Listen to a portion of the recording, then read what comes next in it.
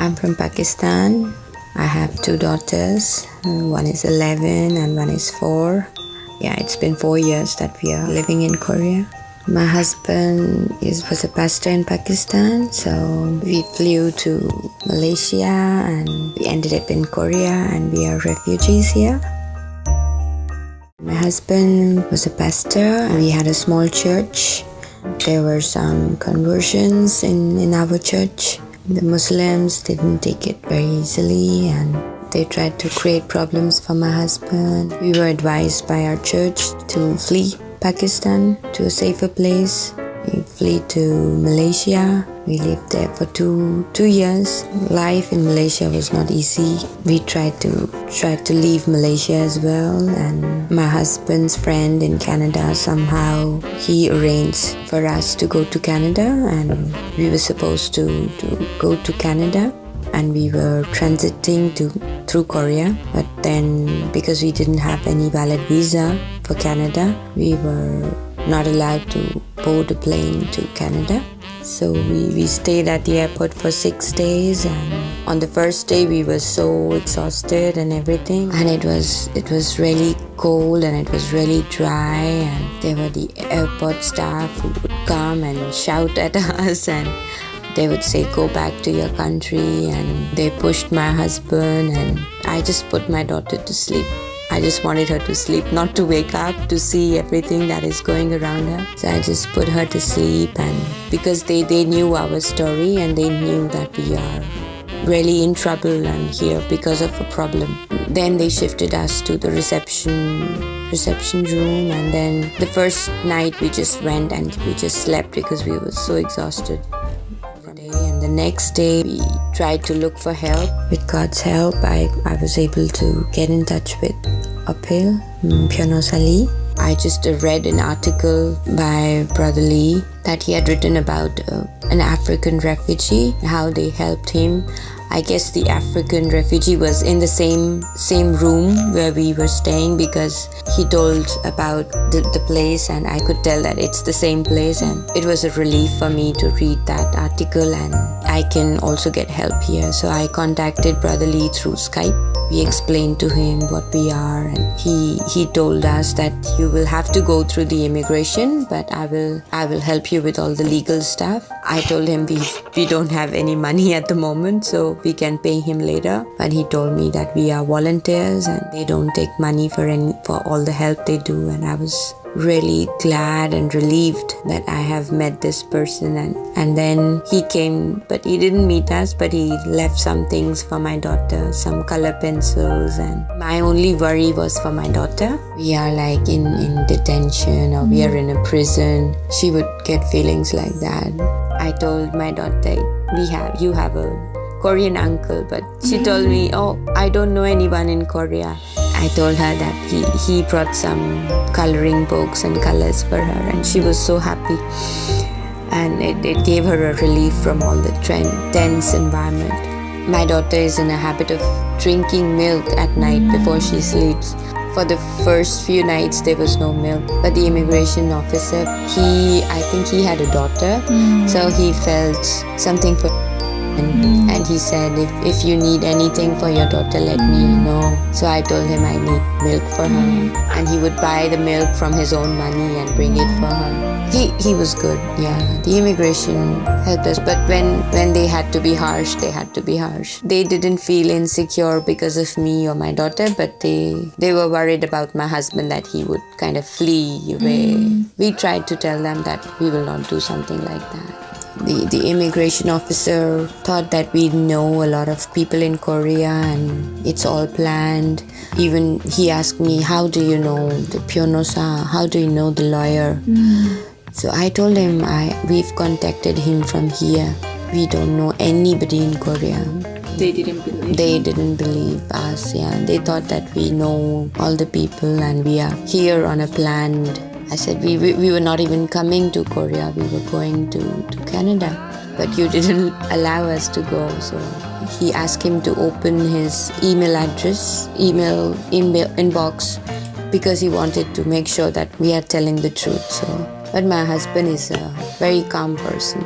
He said that it's their job But I'm not lying, so I will just tell the truth and leave everything to God.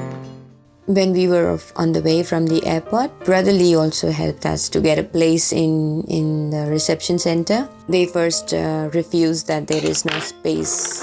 Brother Lee talked to the center people and they said, okay, we don't have a family room, but we can make space for them. It's not a family room, it's a single room, but at least they can stay. But finally we went in, and because we were in Malaysia and there are no winter clothes there, so I just bought a few things for my daughter. We didn't take anything for ourselves, and it was snowing and really cold. And since we've been in Malaysia for 2 years, we've never experienced such a cold. They took us to a room where they had winter clothes donated by people. We selected some clothes. I was pregnant with my younger one. I was 6 months pregnant when I came to Korea. We went into the center on the 12th of December and my daughter was born on the 26th of February. Brother Lee told all his friends that I have given birth to a daughter, and then all his friends, they sent us gifts for our daughter. Someone is sending us diapers and someone is sending us clothes, and I didn't have to do any preparation. They came to visit us also. When they would visit us, I felt as if I'm meeting my family. I was so happy. When we stayed there for about 9 months, my husband started to look for a job, but we couldn't find an appropriate job, and the only thing we could do was just pray. And then we got a call from senior pastor. He said that I got your contact from APIL. They decided to adopt us. And they said that we are going to support you with a house, monthly support we are going to give you, get your daughter admitted into a school. And we came to Seoul and there was a guest house run by the church. So it's a small home. I was so excited to see a stove in that house and that we can cook some food for us. We haven't had chapati in about 10 months and he's like, let's make chapati. Yeah, we made some dal and some roti for us. Yeah, so my daughter was really happy. I stayed at home and my husband went to the church and he studied Korean for 1 year. After 1 year, he got admission and then we officially got hired by the church. So he stayed at the dormitory and I got pregnant and I gave birth to a boy, but he was very sick. It was the same year that my husband went into the dormitory, and it was very tough for me to take care of the kids and to take care of my sick child at the hospital. I think that was really, really challenging for me. The child was really sick and he was really in pain. So he went to be with the Lord after 5 months. So we did not break the news to the members, and it was only the pastors and our family from APIL.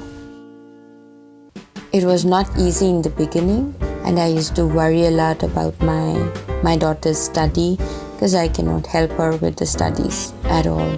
You get a lot of those curriculum information or some program at the school, and they would give these papers and it's all in Korean, and I cannot understand it and I stress about it. She wants me to help her with the study, and then I open my Korean dictionary and she says, oh, you don't know this and you don't know that, and I was very stressed about it. You feel like an illiterate person again.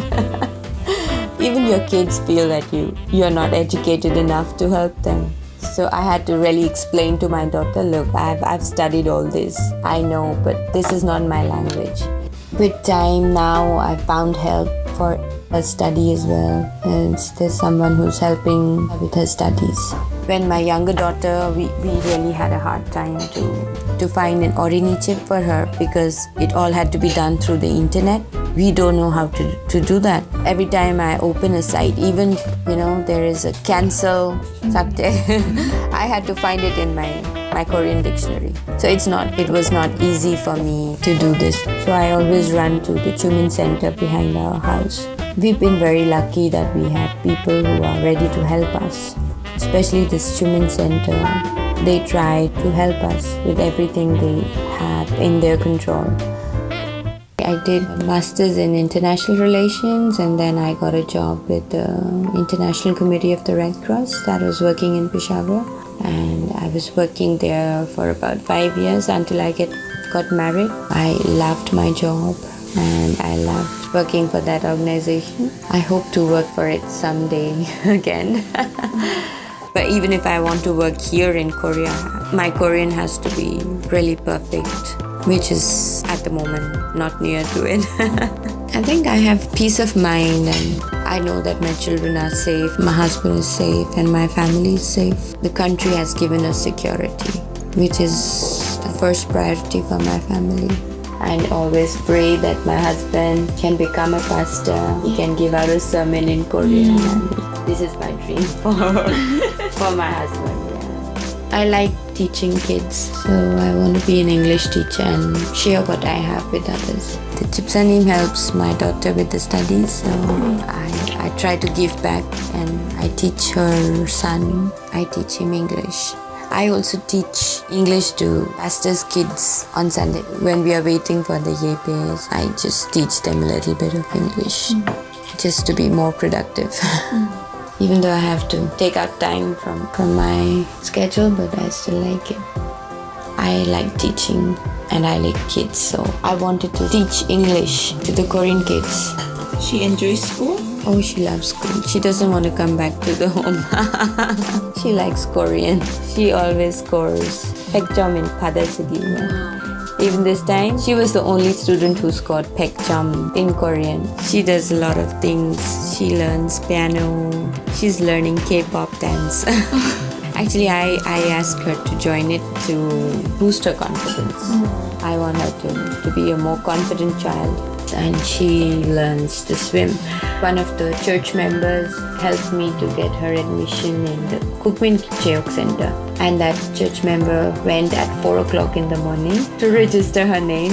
The elder one goes around by herself. She goes to the school by herself, goes to her tuition center by herself. So she's a big girl now.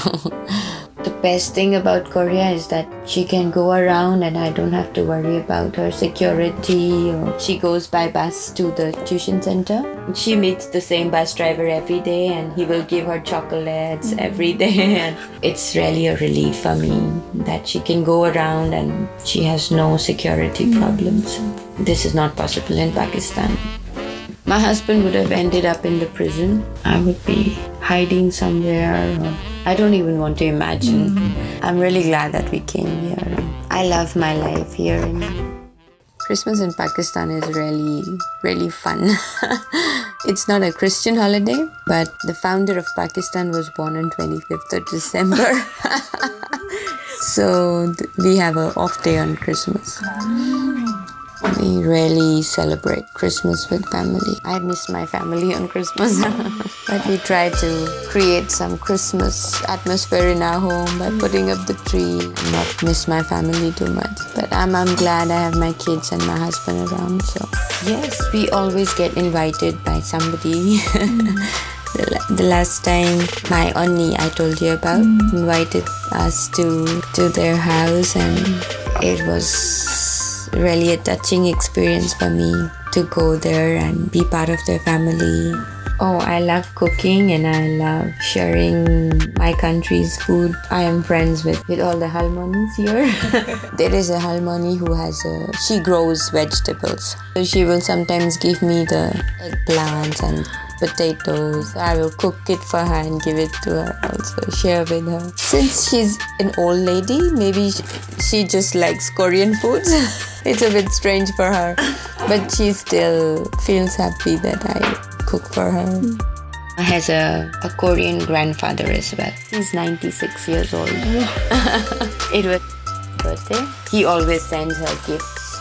He sends her books. He will send her money on Chuseok and Solnal and So like she has Korean grandfather, yeah, Korean uncle, and Korean emos, yeah, Korean 동생.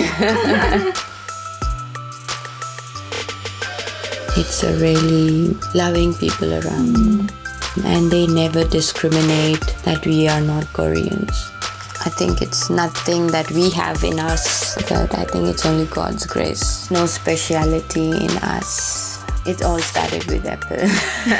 It all started with Ali. They don't treat us like refugees. They just treat us like a family. APIL is just like our family.